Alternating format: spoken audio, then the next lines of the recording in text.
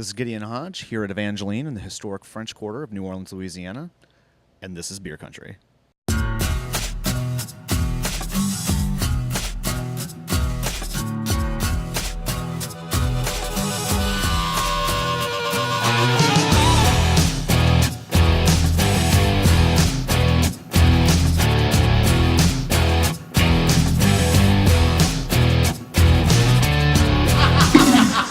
That table, George.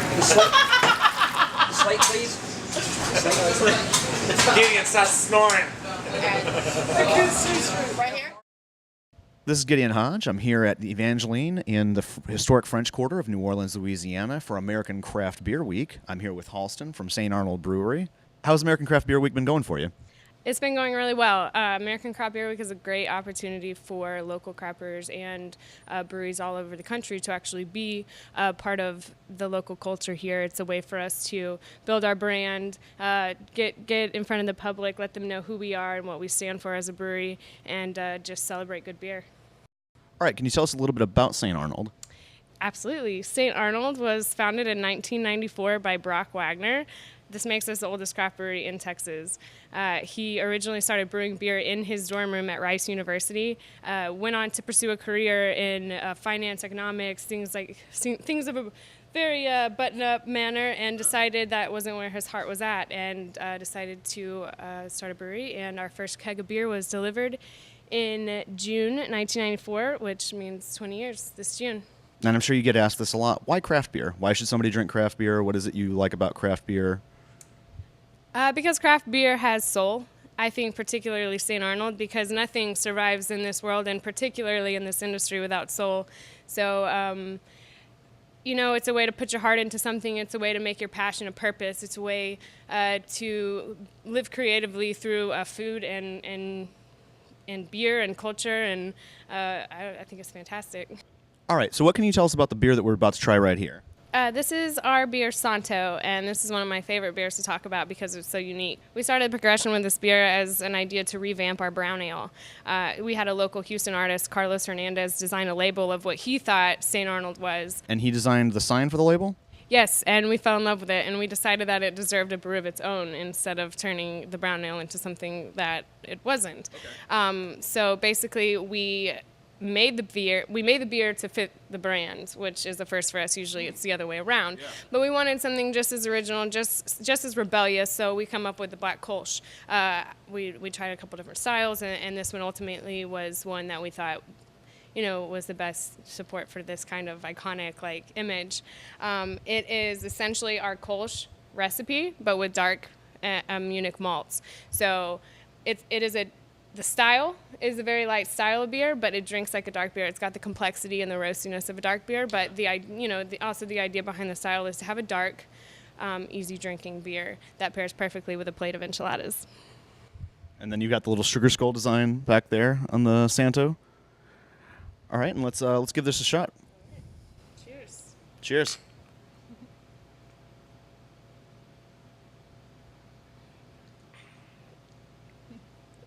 Wow, there is a lot going on in that beer. Yeah, so whenever I kind of taste people on this beer, I tell them not to judge a beer by its color, because although it looks very dark, you can feel how light it is on your palate and how easy it is to go down, which is what makes it such a perfect pair for A, a hot day in Louisiana, and for B, pairing it with foods that are big and hearty. So what's distinct about the reserve? Every year it's a different recipe, and every year it's a single batch series. So there's no particular theme to the series, but you can always anticipate that they're going to be big. You can tell what series it is by the neck of the label, which this is the 14th series. The 14th release in the series, a.k.a. the 14th year of this series. Now tell us a little bit about this year's reserve. So Divine Reserve 14 is a Belgian Golden Strong Ale. The idea behind it, which is almost the idea behind all of our beers, is balance, is sessionability, is approachability, is that you want another.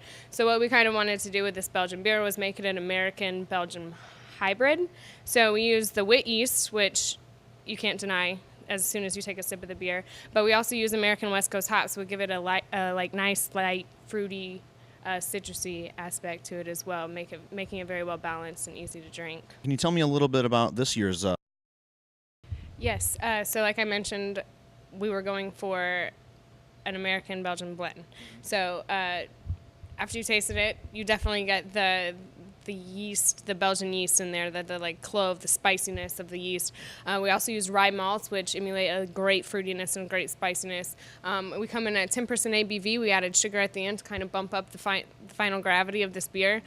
So it's very, very complex, but at the same time, it's very kind of easy on your palate. It's almost gentle for this style of beer.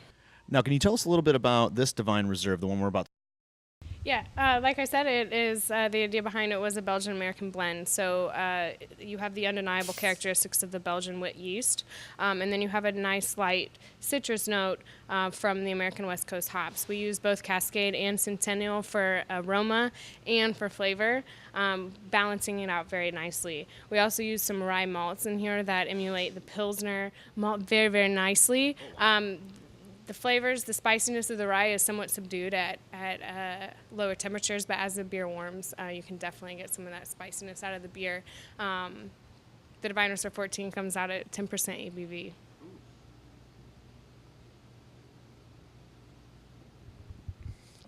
That is fantastic. And it just... Everything you were talking about, the rye, the different notes, the little bit of spice. This is just an amazing beer.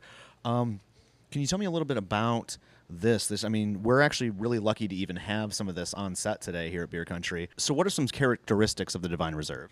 So Divine Reserve is a single batch series once a year, and with the exception of 2 of the beers that we released in the Divine Reserve series, most of them never reappear. That's really sad, actually. I'm a little heartbroken about that. You fall in love with a beer and then we pull it right out from underneath you. That's romance, that's love, isn't it? So Divine Reserve is very sought after and very limited. We actually posted a picture on Instagram of somebody waiting outside of a Specs in Houston at 3 o'clock in the morning waiting for this beer to release. You hardly find anybody who has earlier releases in the series, and if they do, they're holding on to them, they're aging them. It's people kind of build a special connection with the series, and it's something we want to hold on to and embrace. Every time we release a beer in this series, it definitely has a presence. Wow, that's a great story, and I can see why people would wait all night to get a case or 2 of this. This is a fantastic beer.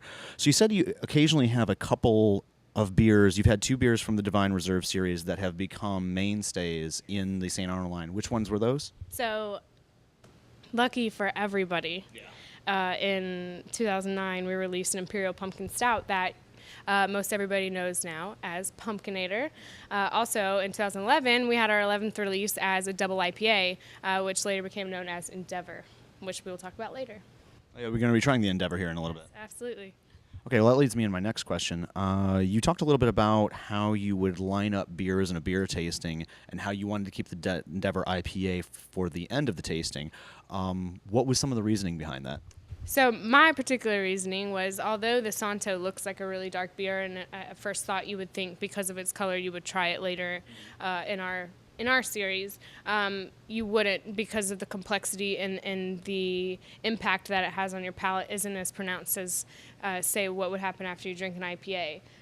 IPAs are known to be palate wreckers, so it doesn't make any sense to drink an IPA before you drink a beer that has less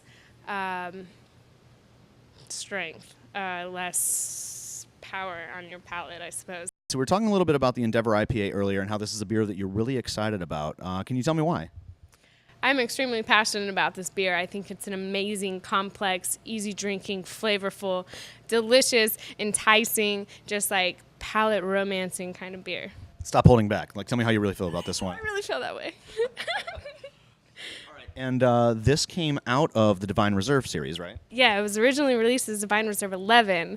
When we released it, I think we had been wanting to do an IPA, especially a double IPA, because at the time we had Alyssa. All right, so this came out of the Divine Reserve series. Can you tell me a little bit about that? Yes, it was originally introduced as Divine Reserve 11.